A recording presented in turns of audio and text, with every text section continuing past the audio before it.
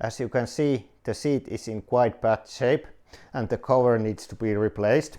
I am trying to do the seat cover replacement without sewing at all. The foam seems to be quite good, but it's quite wet. But the old seat bottom plate seems to be quite rotten. I guess I need to do also new bottom plate.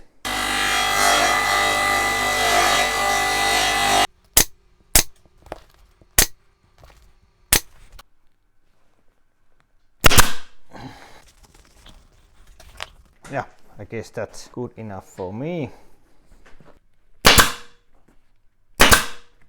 Here we can see, of course it's not the most beautiful solution, but for me it's okay. I didn't expect much better version because I did this without sewing anything.